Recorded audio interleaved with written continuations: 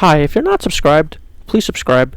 Thank you. Obviously, the trade deadline's coming up, but I don't really think Shohei is going to get traded, so I think it would be a little more interesting to try to figure out what type of contract he's going to be getting in this offseason. Obviously, I could sit here and just go through stats with you guys, but I think it would be a little more fun if we went over some film. Yeah, you got Michael King here thinking, I got 2 strikes, I got this, but he forgot. Big dog gotta eat. Boom!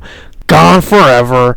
Don't know what the fuck you're trying to catch, but that shit gone. Then you got Mike Trout right here, probably thinking like, I need to get this hit. Then Shohei's like, sit down. Oh yeah. Then his buddies are all like, oh my god, you're gonna get paid. You're gonna get paid. Now, I do think it is fair to say that his pitching has declined a little bit. But I also think it's fair to show that he suns every pitcher in the league. In all seriousness, though, you could pay one guy to do the same job as Aaron Judge and, like, prime Taijuan Walker. We all know how valuable Shohei Ohtani is with his hitting and his pitching, even though one may be better than the other. But he does make a team better, no matter how you look at it. And I think the Angels aren't going to trade him because they are delusional and they still think that they're going to make the playoffs. But I think it would be a little more interesting to try and figure out what team he signs with this offseason. So in today's video, we're going to be going over some potential buyers of Shohei Ohtani and what that contract might look like. Here comes the money. Here we go. Money talk. I would also just like to quickly mention that Mike Trout is currently the highest paid player in the MLB, and his contract is worth about $426 million over 12 years. So you figured Ohtani's going to break that. I don't know where the Angels are going to get the money to re-sign Ohtani, but I think a good start would be to probably restructure Anthony Rendon's contract. In my personal opinion, he is the face of baseball, and you don't let the face of baseball get off your team. Now, I know I said that you should keep him on your team at all costs, but I do think it is worth exploring some trades, just because I feel like his value right now is so insanely high. You're guaranteed to get 3 to 4 top 5 prospects from any organization, and probably an MLB-ready player. You could even pull an Aroldis Chapman and get traded to the Cubs and then just re-sign with the Yankees. I mean, I feel like that would be an insane play by the Angels if they did that. Imagine Shohei Ohtani gets traded to the Dodgers, wins a World Series, and then re-signs with the Angels.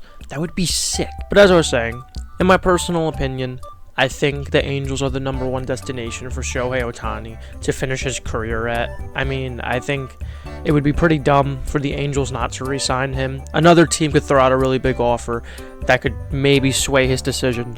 Like, maybe. Here comes the money. Here we go. Money talk. Come on, I'm a Mets fan. You think I'm not going to talk about my team signing probably the best player we've seen in the past couple years on the free agency market? Nah, you guys are silly. But in all seriousness, if he wants to get paid, Uncle Steve's going to pay for him. Uncle Steve will probably give him $600 million plus if he really wants to get paid. The only problem is that I don't really think he's interested in playing for New York or any team on the East Coast for that matter. Steve Cohen's going to be the guy who drives the price of Ohtani. I think he's going to set the standard of what should be paid, and I think it's going to be a really high amount. But there's a couple things that really make me say that he's probably not going to sign here. First being, he said countless times that he does not want to play on the East Coast. Why? I don't know. Guy's a weirdo. Second thing, I think we're a couple years away from really contending for a World Series. We have a lot of old people on the roster, and we're not really playing that well. And third of all, kind of coincides with reason number 2, he wants to win. He didn't come over to the United States to come and play for mediocre teams. He came to win a World Series. That's arguably probably the peak championship that you could win in baseball. Obviously, I don't know what the Japanese league has for their championship, but I assume he came here to win a World Series and not just to get paid and live in America. I think the only reason why he's really linked with us is because, 1, we have a lot of money, 2, Billy Epler signed him when he was part of the Angels organization, and now he's with the Mets. And 3, we're delusional. We love talking about things that aren't going to happen. We talk about winning the World Series every year, and it never happens. Like I said before, though, while I don't think he's going to sign with us, I do think he's going to use us to drive up to the price of other teams' offers. And one of those teams I think that might sign him would probably be... Here comes the money. Here we go, money talk. I just feel like this team makes the most sense.